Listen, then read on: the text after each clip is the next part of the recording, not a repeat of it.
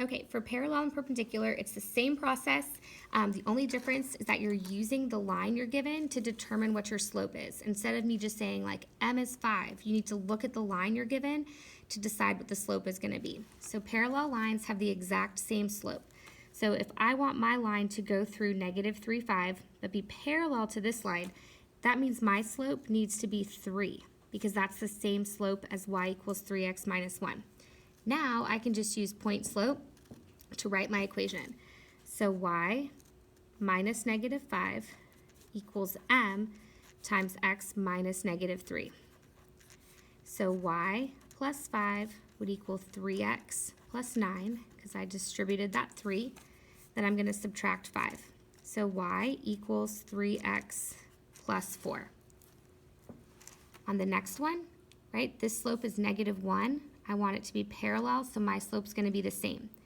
So y minus 11 equals negative 1 times x plus 2. So y minus 11 equals negative 1x minus 2. So I'm going to add 11 to both sides to get y equals negative 1x plus 9. Okay, and if you had just written negative x, that means the same thing. So on these two, we're going to look and determine what the slope of each of the lines are, and once we know the slope, we can make comparisons about the relationship. So line A has a slope of 5, because it's already solved for y, so the m is 5. Line B is not solved for y, so I'm going to do it. So I have x plus 5y equals 2. So remember, we're trying to solve it for y. So I'm going to subtract x from both sides. So 5y equals negative x plus 2. That's the same as negative 1x. Then I'm going to divide everything by 5. So negative 1/5 x plus 2 over 5. So this slope is negative 1 over 5. Line C is negative 10y minus 2x equals 0. So we're going to solve it for y. We're going to add 2x to both sides and then divide by 10, which gives me negative 1/5 x. So if I'm trying to write about the relationships, I'm running out of space. I can say that A and B are perpendicular, right? Because they're opposite or negative reciprocals.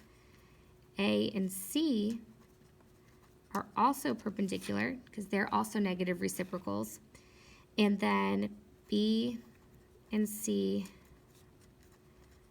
are parallel because they're the exact same. Okay, let's look at number 30. On number 30, line A is 2x plus 6y equals negative 3. So the first thing I need to do is subtract the 2x and then divide by 6. Okay, so negative 2 divided by 6 is negative 1 over 3. 3 over 6 is a half. So this one has a slope of negative 1/3 for line A. Then for line B, its slope is 3.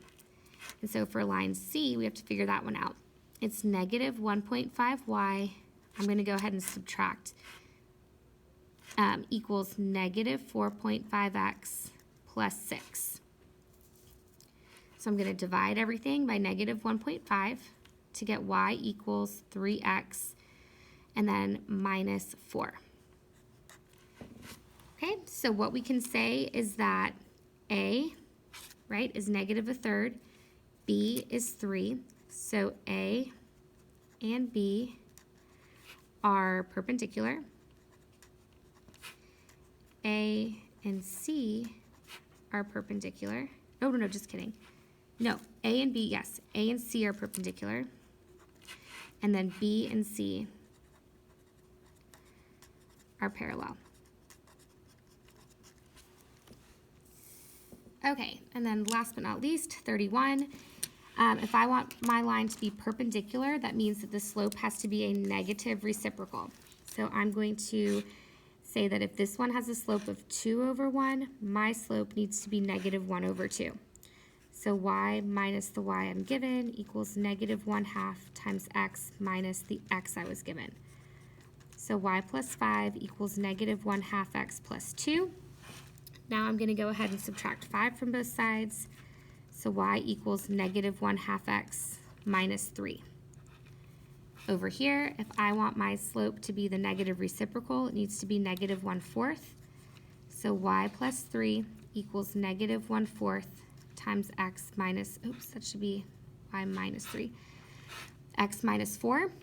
And so y minus 3 equals negative 1/4 x plus 1, because negative 1/4 times negative 4 is 1.